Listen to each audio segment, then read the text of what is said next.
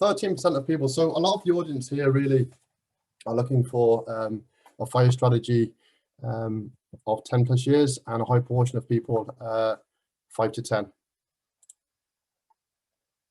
Okay, guys, keep putting in the information there, and I will collect this information at the end, and we will make it available via email. Okay.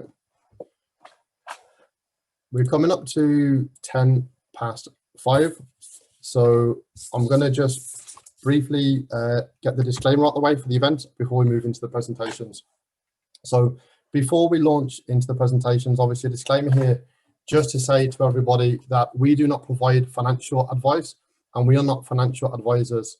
We are a community of fire enthusiasts presenting on our own views and opinions of our fire lifestyles, savings, investments, and our presentations for educational purposes only. We may include affiliate links and partner promotions and offers throughout and on our own personal platforms. You are encouraged to do your own research and consult with a financial advisor or broker before making any financial investment or lifestyle decisions. The first speaker this evening is actually myself, Dave G from firedave.com. So we'll just refresh this and you can see the most up-to-date results there. I'm going to move over to my presentation, which is opening now. Albert, can you see the screen? Yes, it's coming up. Perfect.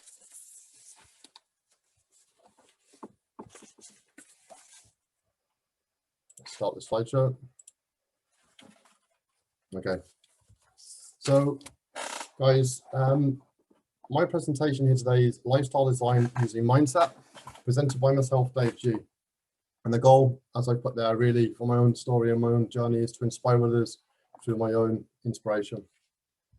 I'm just going to keep track of the timer so that by 5:35 we go to Q&A. Any informal questions you can ask me, and then we'll move into the first break. So with the disclaimer out the way, I want to look at the agenda. So the agenda for my presentation is, first of all, about Dave. Second, what is fire? Third, property investing. Fourth, money, energy, and time. Fifth, the 4 pillars of life. And lastly, how to contact me. I'm going to just pause my screen for a moment because I believe there's people trying to get in, and I may actually offer backup post over to you, Oliver. Okay, just give me 1 moment. Sure. Okay, that's fine. Okay. So guys, about Dave. So look, my name's Dave G, as I said. I'm based in Ireland, and some of you will actually remember me from the last Fire HQ event. I'm obviously a family man. I'm married and I'm involved in the fire community for some time now.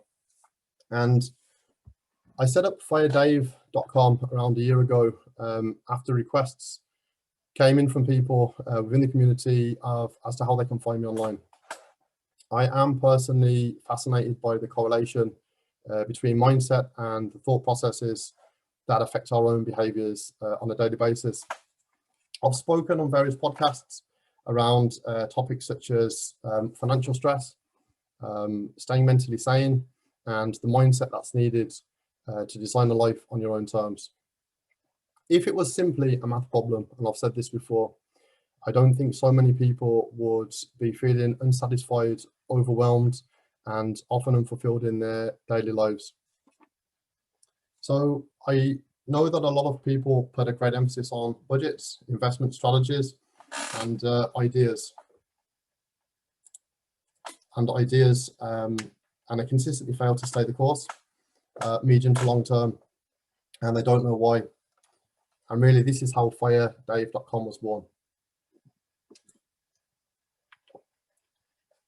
For information, guys, I have no prior financial education, and I don't seem to teach this in schools, as a lot of you will have actually seen, no matter where you're from.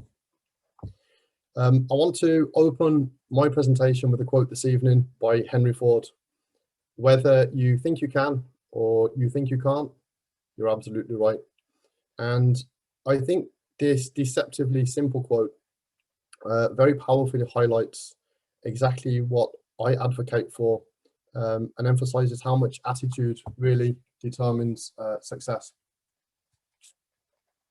I believe, and I talk about this on my own website, that psychologically, the approach that we need is a strong mindset, and each of us on our own fire journeys, if we want to break the social norm, and essentially that's what the fire movement is, and we'll come to that shortly, it is about breaking the social norm.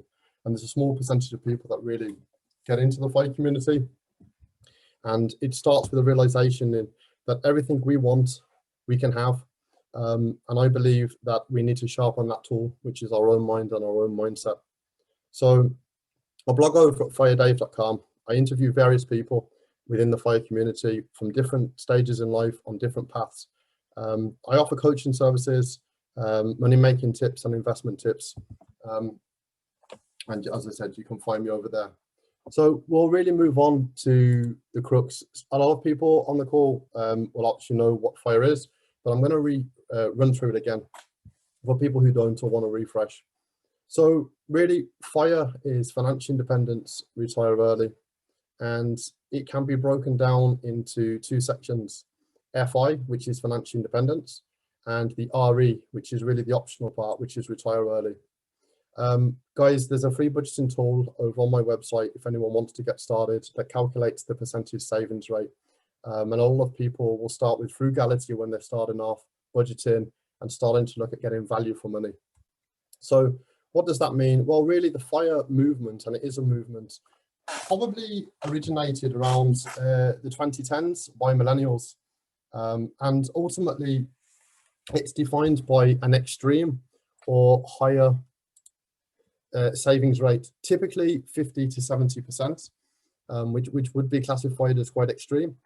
And in some cases, basically the idea is to create a withdrawing of investment assets built up over time, and taking that 50 to 70%, investing it into different investment vehicles, and then drawing down off that portfolio over time, creating passive income.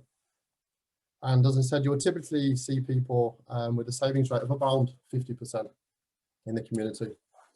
The idea of FI, financial independence, really is to ultimately make work optional and allow people to focus primarily on passion projects and things that they would really be interested in, and meaningful work. Now, throughout this presentation, throughout this event tonight, you're going to see people speak specifically about numbers. I know that Alva is very heavy into you know, the math and the number side, and there's different strategies. I will talk about property as we go through this, but I think, as I said, a strong emphasis for me is around the mindset, and I think this is not talked about enough within the community. So for some people, it's essentially just wanting to escape the corporate rat race, get off the hamster wheel, and get out of the 9 to 5. Everyone has a different personal fire number, and fire really can be broken down into kind of 3 categories. The first one is lean fire. Achieving lean fire is really having your basic expenses covered.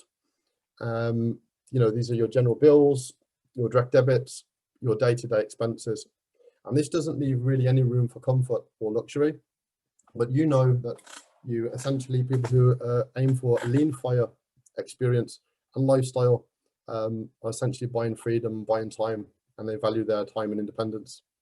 The next category up really from there is regular fire. Regular fire would be the mid-range category, where really the basic expenses of day-to-day are met and there's room for comfort. This might be things such as upgrading your car regularly, foreign travel.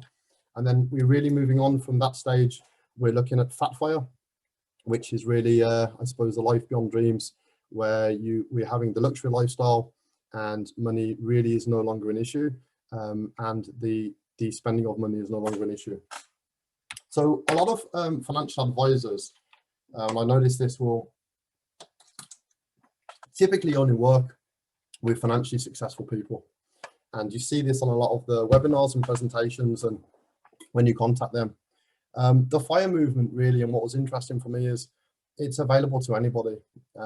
If you're 200,000 euro in debt, or pound or dollar, or you're already a savvy investor, or you're looking for the mindset aspect or the investment aspect or whatever, it's really available to anyone. And my question to everyone today is, why would you not want to get started, or why would you not want to be financially independent?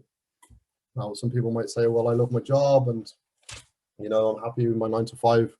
The question really is that's great. What happens if you don't like your job in a few years? I think really FIRE is applicable to almost anybody anywhere.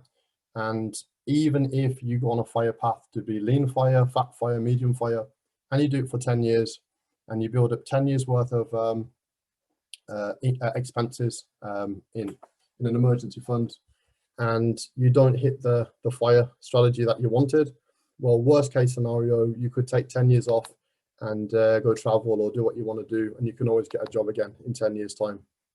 So that's kind of my own thought process. What do people typically invest in? Property, for example, pensions, stocks, brokerage accounts, funds, P2P, private businesses, and other. So I'm going to move on to, first of all, invite everyone to have a think about what level of FIRE you are actually interested in achieving personally.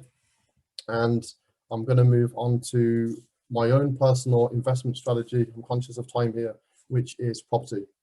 For me, all these investment opportunities, I personally prefer the property strategy based in the Republic of Ireland. In my opinion, this is favorably the way to FIRE for me in Ireland. It's a 30% deposit to get a buy-to-let, and it will be enough leverage to cash flow immediately.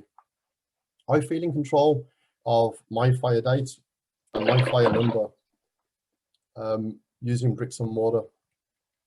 Property investing is very much a personal decision to me, and I regularly get stick from people in the FIRE community for not investing in a pension and actually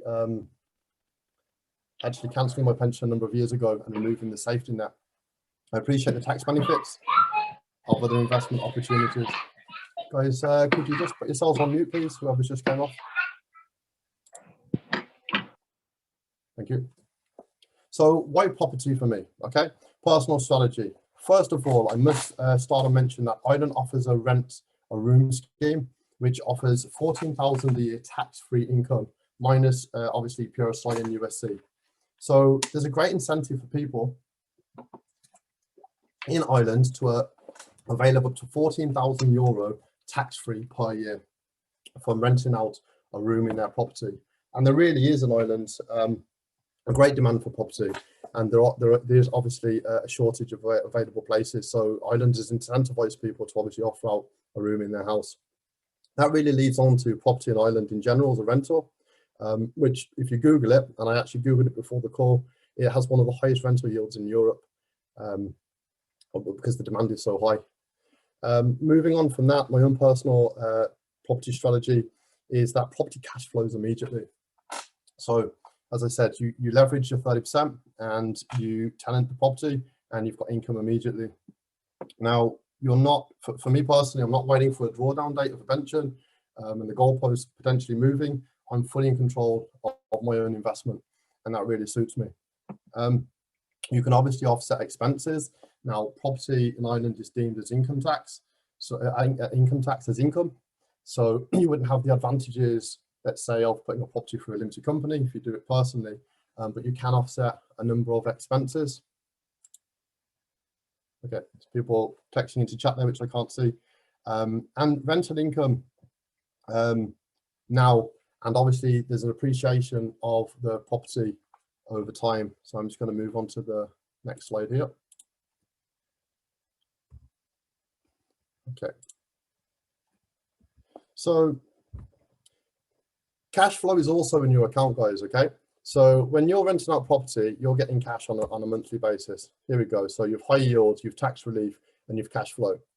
In Ireland, tax is not due until the end of the following year. So you also have an opportunity to hold that money for quite a period of time before the tax is due. And I think that's quite advantageous as well. The cost of the mortgage in Ireland at the moment is 100% interest relief on a mortgage, and essentially the tenant is paying the mortgage, and you have the opportunity also to overpay the mortgage more people to admit that. You have the opportunity, obviously, to overpay that mortgage if you want to reduce the, if you essentially, one strategy I've used previously is to take property on a variable interest rate over the longest period of time, overpay that mortgage with unlimited ability to overpay without penalty, and then basically reduce the repayment amount per month whilst keeping the term the same. So you really can control whatever you want to do, I find, with property. Also, the gap widens then if you do that. And obviously, moving on from there, then kind of I look at what strategies do I look at when I'm looking at property.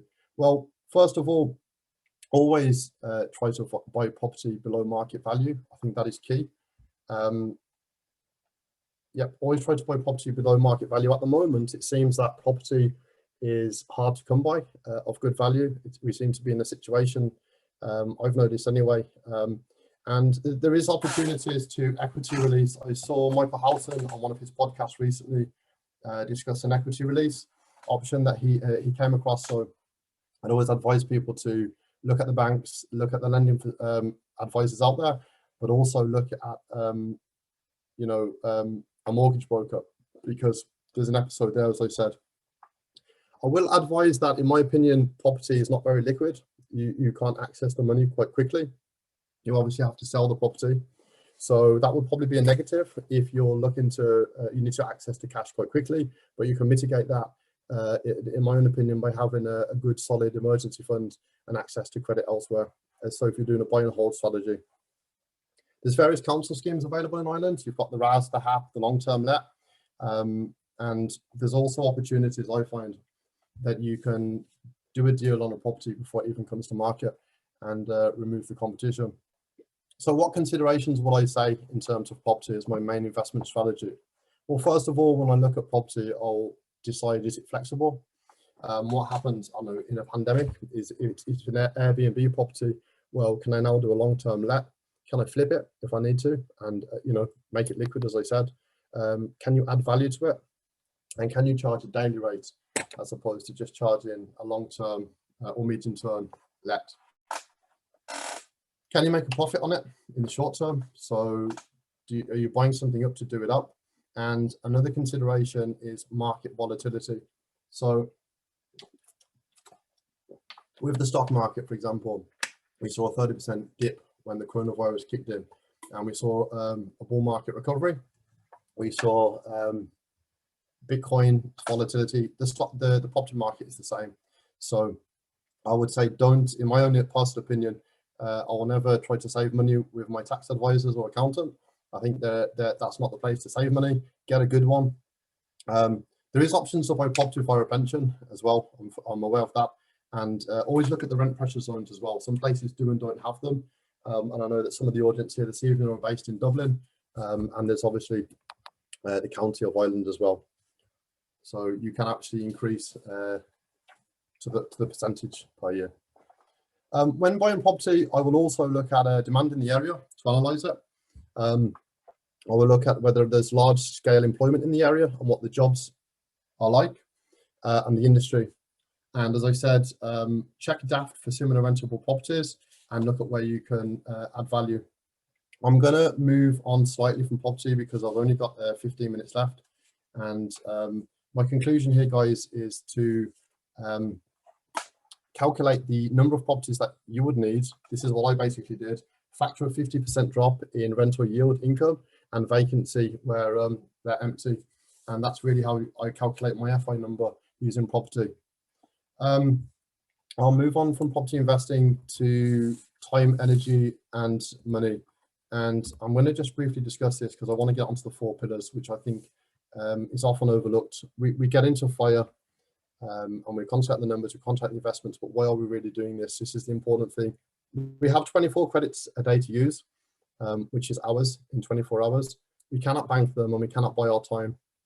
If we solve the money problem, we can essentially buy our time back. And the last point I've made here, and I'm talking very quickly this evening, is about knowing your hourly rates when it comes to what you do on a day-to-day basis. And I think the 3 resources that we have and currencies, money, energy, and time, are finite resources. and we should all treat them where we look for value when we spend them. So the next slide I have is, I've already discussed this, so attitudes equals success. And essentially with FIRE, if we reverse engineer the process, we look at what we need on a yearly basis, we add in some buffer, and we allow for inflation, and we allow for lifestyle and changes and things that may happen. We basically reverse engineer that process, and we can design the life that we want on our own terms. I said previously in the last event that we as humans are designed to build, grow, accomplish, develop and have fun. So I think it complements everything nicely when we are able to get up and do what we want on our own terms and what really motivates us at a core level. And I really believe that's why we've got 36 participants in the audience this evening, because people are looking for a movement and something outside of the norm. I actually made a lot of notes prior to the call, so I'm gonna have to skip through some of this stuff to allow for the other speakers. The 4 pillars of life is something I really advocate for, guys. There's a quotation here that a good life and the criteria to achieving this. So if you're actually over at firedave.com, my website, here's a couple of books that I've personally read and I believe are good value. A lot of people may have read them already, and I've got some affiliate links on the website if you want to support me by going through that method. So Rich Dad Poor Dad by Robert Kiyosaki, Your Money or Your Life by Vicky Robin, a classic. And in the concept of time is the 4-Hour Work Week by Tim Ferriss that a number of years ago really turned what we understand on its head with some crazy concepts. So the 4 pillars are health, wealth, fulfillment and relationships. Okay, so if I look at the 4 pillars and how they really apply to me, okay, I would say that the first one is with the wealth pillar, that we look for diversification. I do personally anyway, with property, buying in different areas with different exit strategies, and looking for multiple streams of income. So you may be PAYE, plus you have property, plus you have pensions kicking in, plus you have portfolios and funds. But for me personally, I removed the pension safety net a number of years ago. So I don't have a safety net. I'm borderline obsessed about this in a great way, let's say. I'm passionate about this as opposed to obsessed. And I do believe that with wealth, there's only really 3 things you can do with it. When I say wealth, I mean money or assets. You can save it and invest it. You can spend it, which is fun. And you can basically give it away. There was a study done, and I'll come to that in a moment, that looked at the income threshold. So in terms of wealth, health, apologies. You would say, well, Dave, what's health got to do with, financial independence, retire early event? Where you're talking about health and happiness and fulfillment. What's that got to do with money? Well, I believe, as I said, the 4 pillars are all linked. That was me 3 or 4 years ago. Similar situation financially, bit out of control. Well, I got in touch with my finances before this. But I believe once you start attacking the health side, the finance side, you start attacking the health side, the relationships, I think they're all interlinked. And we're looking at things here like being proactive. For me personally, it was moving away from quick fixes, like getting rich quick. I've always spoke about the 6-minute abs and 30-day diets. They don't work. Well, they don't work for me. They do work, but then they're not consistent. They stop. You go on a diet for 30 days and you lose a stone or more or less, whatever. And then you stop and it's gone. I think it's the same with the money. So really, I'm looking for compounding results over time by making small incremental changes daily. There's an internal dialogue, guys, that goes on in our head all the time. And, it's the same with health. It's the same with relationships, the same with finance. We have to look at our financial fitness, look at our mental health there. And if we're financially stressed and we're reading crap, it affects the other pillars. Moving on from that, I obviously value my relationships. I believe that our relationships are good if they encompass discussion about money, discussion about life, and really move away from that taboo that exists in society where money is really, a taboo subject. I have a couple of minutes left, so I obviously believe in visualization, which is a good key to getting to where you want to be. Fulfillment, I'm going to quote here, and we've got quickly because I'm running over here. So poverty really makes happiness very difficult.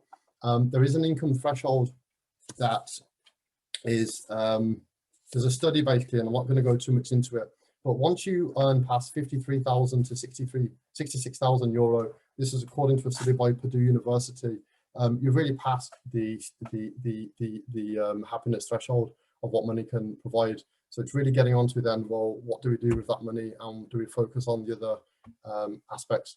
This is my sales pitch, so I can go into this in more detail. This is what most people come to me for coaching on.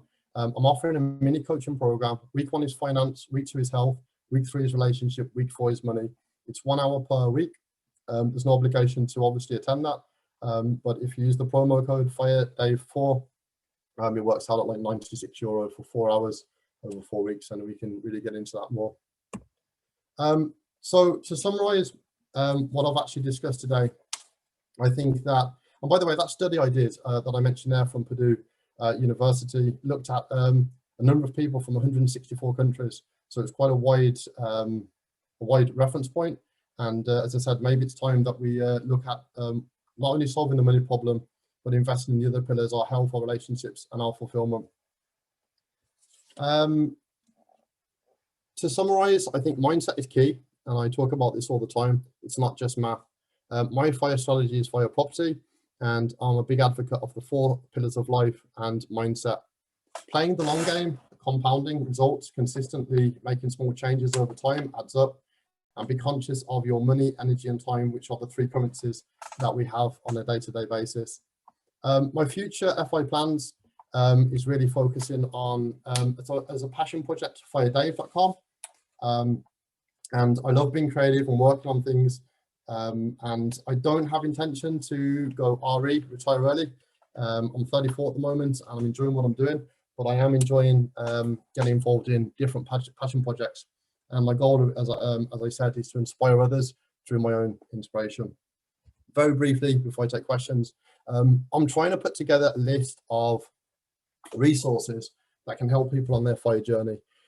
This might be cryptocurrency, as I mentioned. It might be making money through online surveys, money transfers, cash back from shopping online, different applications, money saving tips, changing mobile phone providers.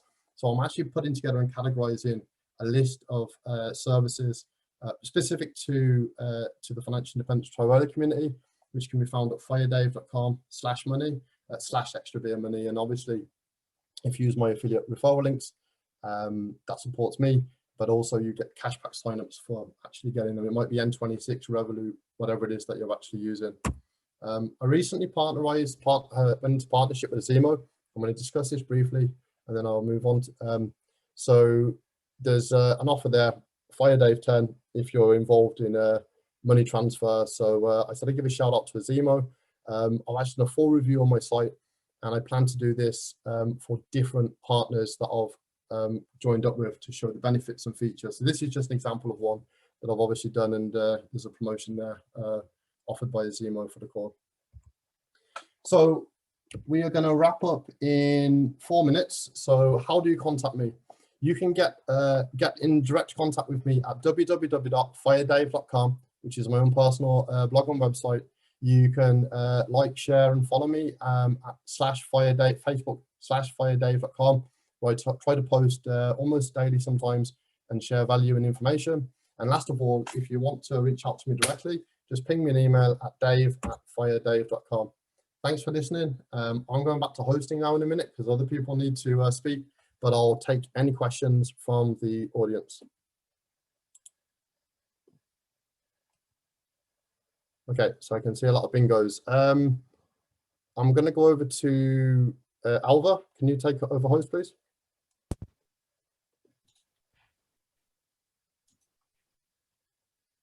You have to make me host, Dave. 1 moment now. And there you go. Your host now.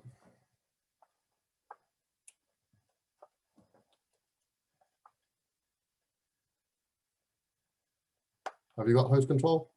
I got host control, yes, and we got a number of questions coming through. Okay. You want to pick one yourself?